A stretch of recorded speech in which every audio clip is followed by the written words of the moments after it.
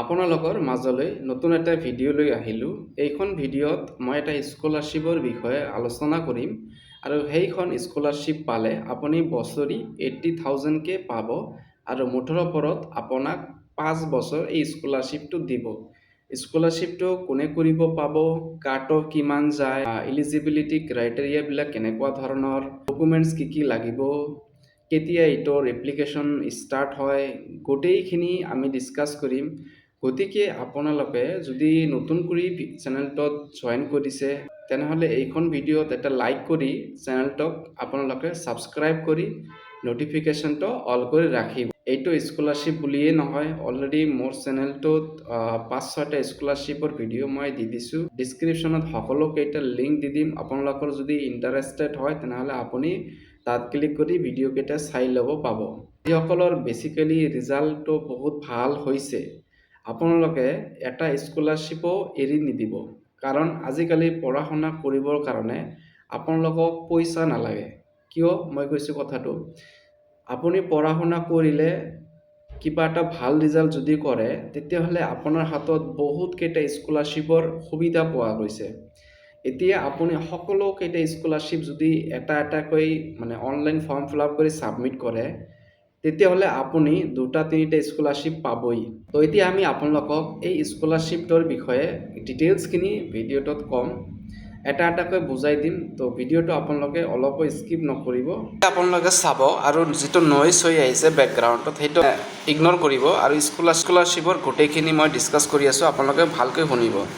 এতিয়া সেই স্কলাৰশ্বিপটোৰ নাম হৈছে ইনস্পায়াৰ স্কলাৰশ্বিপ SHC সম্পূৰ্ণ নিৰ্দেশিকা। এতিয়া চোৱা স্কলাৰশ্বিপৰ পৰিমাণ, স্কলাৰশ্বিপ বেনিফিটছ। ইনস্পায়াৰ আঁচনিৰ অধীনত নিৰ্বাচিত শিক্ষাৰ্থীসকলে উচ্চ শিক্ষাৰ বাবে বৃহৎ আৰ্থিক সাহায্য লাভ কৰে। বছৰি মুঠ ধন 80,000 টকা, মই ক'লোৱে। বিৱৰণ 60,000 টকা নগদ, মাহিলী 5,000কে দিব আৰু 20,000 টকা গৱেষণা প্ৰকল্পৰ বাবে দিব। সময়সীমাটো আপোনালোকৰ স্নাতক BHCৰ পৰা স্নাতকোত্তৰলৈ মুঠ 5 বছৰৰ কাৰণে দিব আপোনাক। সৰ্বমুঠ সাহায্য 5 বছৰত 4 লাখ টকা আপুনি পাব। যদি এইখন স্কলাৰশ্বিপটো পায় আপুনি মুঠ 4 লাখ টকা পাব 5 বছৰত। আবেদনৰ যোগ্যতা, এলিজিবিলিটিটো যদি মই চাওঁ, মেধাৰ ভিত্তিত নিজৰ বৰ্ডৰ যেনে AH, SEC, CBSC 12 নং শ্ৰেণীৰ ফলাফলত শীৰ্ষ 1% মেধাৱীৰ ভিতৰত থাকিব লাগিব। এই কথাটো বুজি পাইছা? যদি বুজি পোৱা নাই কমেণ্টত জনাবা, মই আৰু ভালকৈ বুজাই দিম। পাঠ্যক্ৰম চোৱা, কেৱল basic science, physics, chemistry, math, biology, statistics আদিত নাম ভৰ্তি কৰা শিক্ষাৰ্থীৰ বাবে।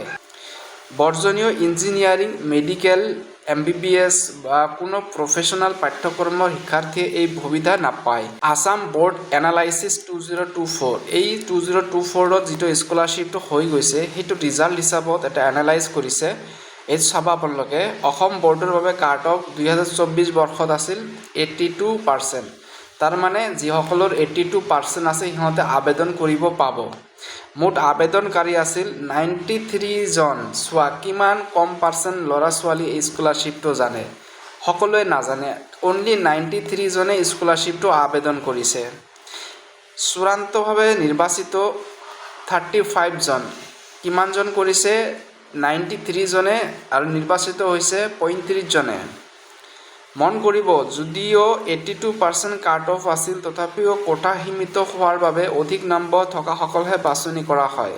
তাৰমানে যদিও এটা কাট অফ দিছে 82%, কিন্তু যদি ধৰি লোৱা 100জন দিল, 100জনৰ ভিতৰত সকলোৰে পাৰ্চেণ্ট 92 89 লাষ্ট 89লৈকে গ'ল, তেতিয়াহ'লে কাট অফ কিমান যাব? 89হে কাট অফ যাব। তাৰপিছত চোৱা, যদি আমি ডকুমেণ্ট লৈ যাওঁ, 12 নং শ্ৰেণীৰ মাৰ্কশ্বিট আৰু প্ৰমাণ পত্ৰ এইটো লাগিব। বৰ্ডৰ দ্বাৰা জাৰি কৰা এডভাইচৰী নোটটো লাগিব। বৰ্ডে যিটো জাৰি কৰে যে এডভাইচৰী নোট সেইটো দিব লাগিব। কলেজৰ অধ্যক্ষৰ পৰা স্বাক্ষৰিত এণ্ডৰ্ছমেণ্ট চাৰ্টিফিকেটটো লাগিব।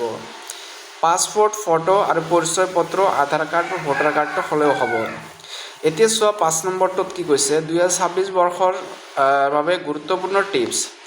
2026 চনত এই স্কলাৰশ্বিপ নিশ্চিত কৰিবলৈ অত্যন্ত 90 to 95% নম্বৰ লক্ষ্য ৰাখক, মানে এইটো ৰাখিব কৈছে, কিন্তু কাট অফ কিমান যাব সেইটো কোৱা নাই। কেৱল 5 নম্বৰ পালে 1% কাট অফ স্পৰ্শ কৰিলেই বাছনি হোৱাটো নিশ্চিত নহয়। মানে এইটো কথা সাধাৰণতে প্ৰতি বছৰে ছেপ্টেম্বৰ অক্টোবৰ মাহত, মন কৰিব ছেপ্টেম্বৰ অক্টোবৰ মাহত অনলাইন আবেদন প্ৰক্ৰিয়া আৰম্ভ হয়। আই থিংক তোমালোকে গোটেইখিনি এই স্কলাৰশ্বিপটোৰ বিষয়ে বুজি পালে। তো যদি কিবা বুজি পোৱা নাই আপোনালোকে কমেণ্টত জনাব আৰু ভালকৈ বুজাই দিয়াৰ চেষ্টা কৰিম। তো আজিৰ ভিডিঅ'ত ইমানখিনিতে সামৰিলোঁ।